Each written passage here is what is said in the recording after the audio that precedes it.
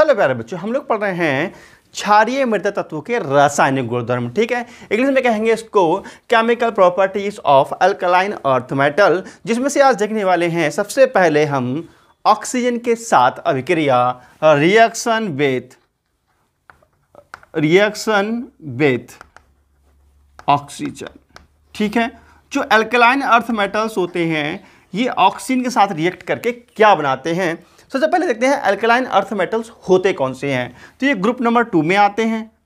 Group number 2 में आते हैं कौन कौन से एलिमेंट्स हैं। ट्रिक क्या है याद करने की, बेटा मांगे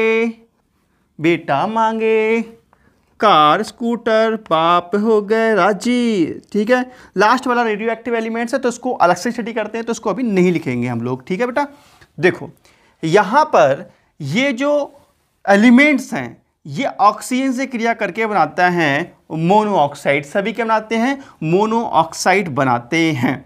ओके, क्लियर समझ में आ रहा है बेटा। चाहो तो ये लिख सकते हो, कोई दिक्कत नहीं है, लेकिन इसको हम स्टडी करेंगे नहीं। तो ये बनाते हैं सबके सब मोनो ऑक्साइड। क्या बनाते हैं, मोनो ऑक्साइड बनाते हैं। मोनो ऑक्साइड का फॉर्मूला MO। M क्या है, यहाँ पे अल्काली अर्थ मेटल्स है। ठीक है, ये सभी ऐसा करते हैं। और जो शेष बचे हैं ये 3, ठीक है, ये मोनो ऑक्साइड तो बनाते ही बनाते हैं, मोनो ऑक्साइड। ठीक है, मोनो ऑक्साइड तो बनाते ही बनाते हैं। साथ में अगर इन एलिमेंट्स को अधिक वायु के साथ गर्म किया जाता है, अधिक वायु की उपस्थिति में गर्म किया जाता है, तो ये पर ऑक्साइड भी बना देते हैं। ठीक है, क्या बनाते हैं, ये पर ऑक्साइड भी बना देते हैं, पर ऑक्साइड। ठीक है, अब पर ऑक्साइड का फॉर्मूला क्या लिखें यार, ये भी सोचने वाली बात है। ठीक है, तो देखो मैं आपके लिए फॉर्मूला बनाने का तरीका बता रहा हूँ। ठीक है, देखो जो ऑक्सीजन होता है बेटा ये 3 प्रकार की संयोजकताएं प्रदर्शित करता है। मैं यहाँ लिख देता हूँ, जो ऑक्सीजन होता है ये 3 प्रकार के ऑक्सीडेशन नंबर शो करता है, -2, ठीक है, -1 और -1/2। ओके, अगर -2 हम लेते हैं तो उसको बोलते हैं हम ऑक्साइड। क्या बोलते हैं बेटा, हम ऑक्साइड या मोनो ऑक्साइड कह सकते हो। इसको बोलते हैं पर ऑक्साइड और इसको बोलते हैं हम सुपर ऑक्साइड। क्या बोलते हैं, सुपर ऑक्साइड। अगर हमारी ऑक्सीजन की जो ऑक्सीडेशन नंबर है -1/2 आ रही है कहीं पर, तो कहते हैं सुपर ऑक्साइड। ठीक है, अब देखो हम ऑक्साइड बनाना सीखते हैं। तो इसके लिए हम क्या काम करेंगे, देखो हमारा ग्रुप नंबर 2 जो एलिमेंट्स हैं इन सब के जो ऑक्सीडेशन नंबर होता है वो +2 होता है। इन सबका ऑक्सीडेशन नंबर कितना होता है बेटा, +2 ऑक्सीडेशन स्टेट होता है, बिकॉज ये ग्रुप नंबर 2 के एलिमेंट्स है। ओके, अब जो अल्काली मेटल्स थे हमारे ग्रुप नंबर 1 के, तो उनका ऑक्सीडेशन नंबर +1 था और इनका +2 होता है क्योंकि ये ग्रुप नंबर 2 के एलिमेंट्स हैं। क्लियर, ठीक है। तो देखो बेटा इन एलिमेंट्स की ऑक्सीडेशन नंबर कितना होगा, +2। और ऑक्सीजन अगर हम ऑक्साइड बनाना चाह रहे हैं तो ऑक्सीडेशन नंबर कितना लेंगे इसका, -2। तो अच्छी मल्टीप्लाई कर दो ऐसे करके, बेटा पढ़े होंगे 9th क्लास में, है ना। तो ये बन जाएगा M2O2। ठीक है, ये यहाँ आ गया, ये आ गया, M2O2 हो गया, या इसको हम लिख सकते हैं MO। ठीक है, तो इसको पढ़ेंगे हम ऑक्साइड। क्या पढ़ेंगे बेटा, ऑक्साइड या मोनो ऑक्साइड पढ़ सकते हो क्योंकि एक ही ऑक्सीजन है, तो ये बन गया ऑक्साइड। ठीक है, तो ये जो क्या होते हैं बेटा, ये बनाते हैं ऑक्साइड। कैसे बनाते हैं, इस तरीके से बनाते हैं। ओके, अगर हम बात करेंगे परऑक्साइड की, तो परऑक्साइड कैसे बनेगा, देखो बेटा हम परऑक्साइड, ये बन गया ऑक्साइड। अब हम परऑक्साइड अगर हमें बनाना है, क्या बनाना है, परऑक्साइड अगर बनाना है तो परऑक्साइड के लिए हमें क्या काम करना होगा, मेटल परऑक्साइड बनाना है। तो देखो हमारे लिए मेटल लेनी होगी। मेटल का ऑक्सीडेशन में कितना है, +2, क्योंकि हम अल्काली अर्थ मेटल्स ले रहे हैं। और जो ऑक्सीजन है, ऑक्सीजन का ऑक्सीजन में कितना लेना है, -1, क्योंकि परऑक्साइड बनाना है। ठीक है, अब तिरछी मल्टीप्लाई कर दो इस तरीके से, आप छोटी क्लास में पढ़े होंगे बेटा। तो ये चीज़ यहाँ आ जाएगी तो आ जाएगा M1। ठीक है, और ये यहाँ चला जाएगा तो O2। ठीक है, या हम कह सकते हैं MO2। क्लियर, ठीक है, तो ये बन गया परऑक्साइड। तो ये फॉर्मूला हो जाएगा MO2। ठीक है बेटा, क्लियर समझ में आ रहा है। तो ये परऑक्साइड देता है।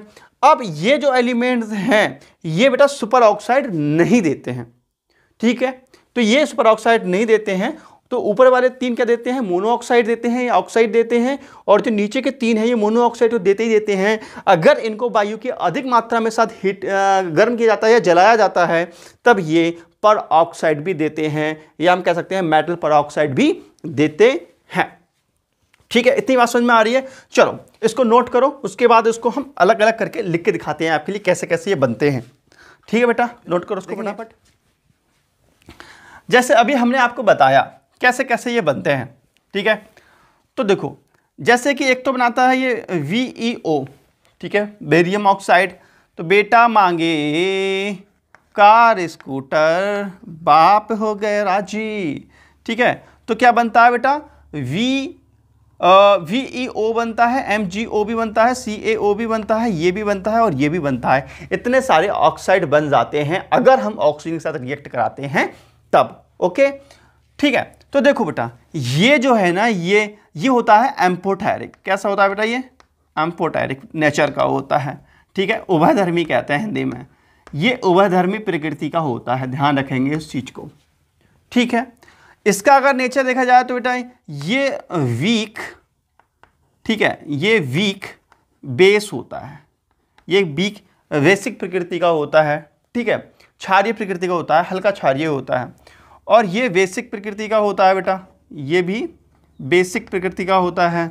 और ये जो होते हैं ये स्ट्रॉन्ग बेस होते हैं। कैसे होते हैं, ये स्ट्रॉन्ग बेसिक नेचर के होते हैं।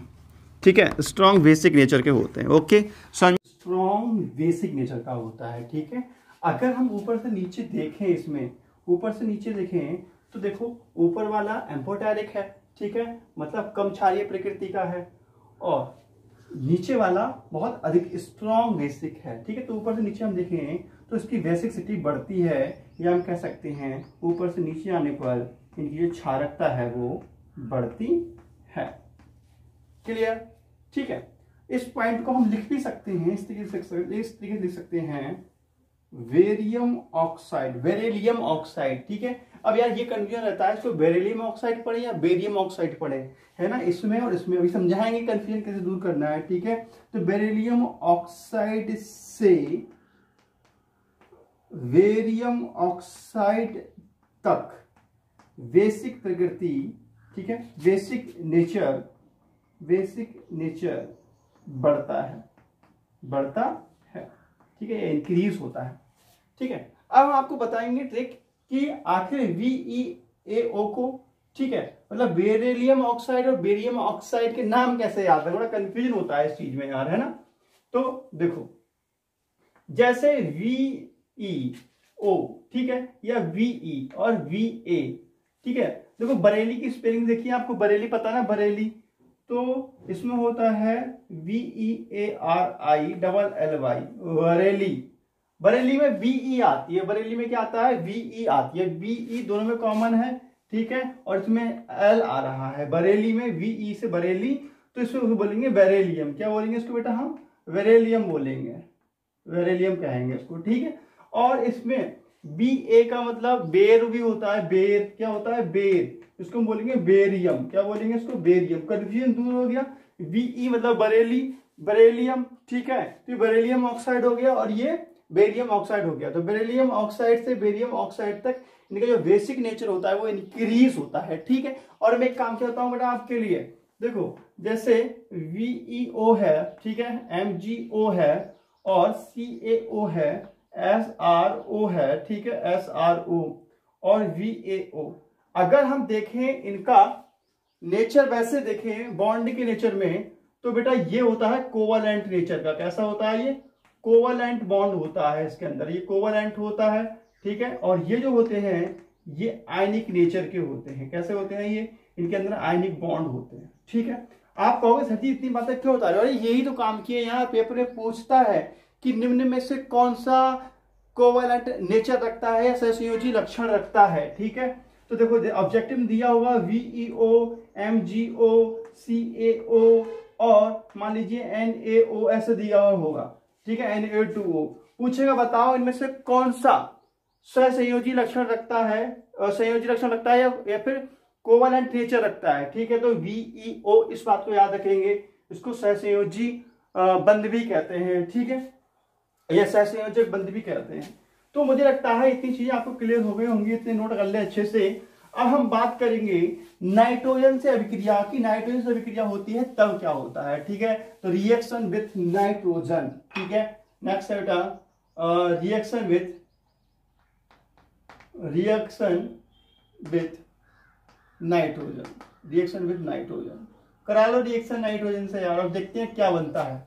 ठीक है, नाइट्रोजन का किससे करा रहा है, मेटल से रिएक्शन करा रहा है बेटा। अपना कौन सा मेटल है, अल्काली मेटल से नाइट्रोजन का रिएक्शन करा रहे हैं, तो क्या बनता है, मेटल नाइट्राइड बनता है। मेटल नाइट्राइड का फॉर्मूला क्या होता है उसको चेक कर लेते हैं। ठीक है, देखो जो M होता है, ठीक है, इसका ऑक्सीडेशन नंबर कितना होता है बेटा, प्लस का 2 होता है, क्योंकि अल्काली जो ग्रुप नंबर 2 के एलिमेंट जो होते हैं ना, ग्रुप 2 को हम अल्काली मेटल्स कहते हैं, अल्काली अर्थ मेटल्स ग्रुप 2। ठीक है, बेटा मांगे कार स्कूटर बाप हो गया राजी, इन सभी के ऑक्सीडेशन नंबर प्लस के 2 होते हैं, क्योंकि ग्रुप नंबर 2 है, इसे याद रखिएगा।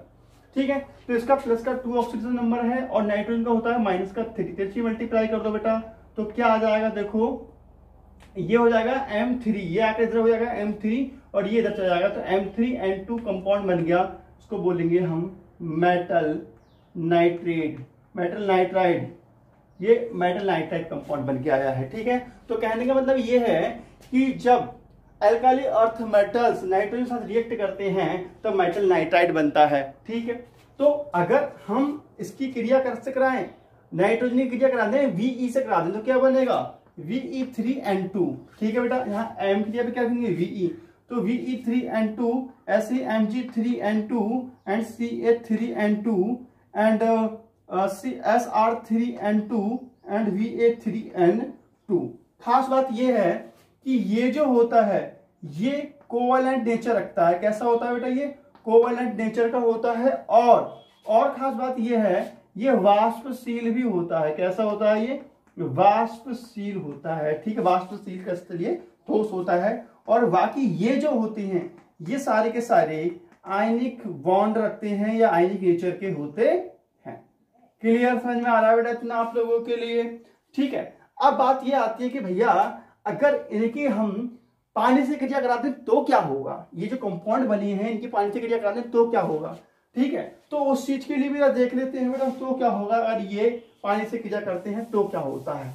देखो जल से अगर अभी क्या करते हैं ये कंपाउंड तो क्या होता है, ध्यान समझेंगे। जैसे कि ये हो गया बेटा M3N2 हमने कंपाउंड ले लिया है, इसकी हम वाटर मॉलिक्यूल से क्रिया कराते हैं और इसको बोलते हैं हाइड्रोलिसिस। क्या बोलते हैं इसको, हाइड्रोलिसिस बोलते हैं बेटा, हाइड्रोलिसिस बोलते हैं। ओके, तो इसका हम हाइड्रोलिसिस करा रहे हैं, और जब हाइड्रोलिसिस कराते हैं तब देखते हैं हमें प्राप्त होता है 3M OH का होल ट्वाइस, OH का ट्वाइस और प्लस NH3। रिएक्शन को संतुलित कर लो जरा, कर ले रिएक्शन को संतुलित बेटा, M3 ठीक है। एन देखो यहाँ पे 2 है, यहाँ पे 2 है तो यहाँ 2 से मल्टीप्लाई कर दो, अब 2N हो गए। H देखो कितने हैं यहाँ पर 6H हैं, और यहाँ पे H देखो कितने हैं 6H हैं, अर्थात 12H हैं।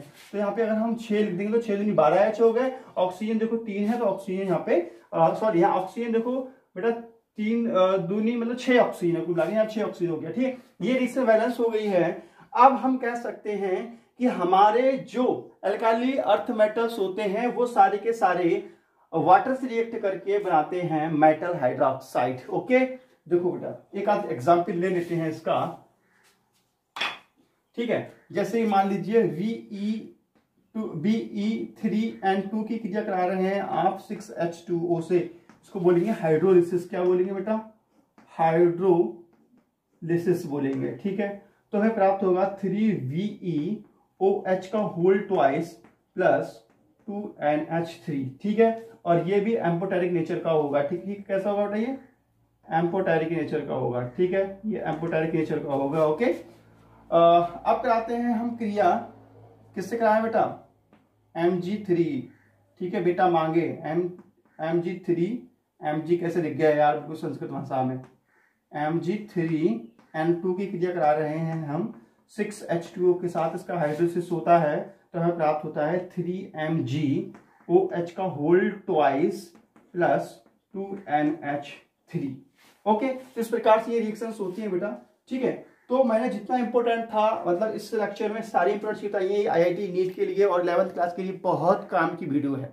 ठीक है, तो वीडियो अच्छी लगी कर दिया लाइक, चैनल कर सब्सक्राइब। तो मिलते हैं नेक्स्ट वीडियो में नेक्स्ट लेक्चर के साथ। तो नमस्कार, जय हिंद, वंदे मातरम, बाय बेटा।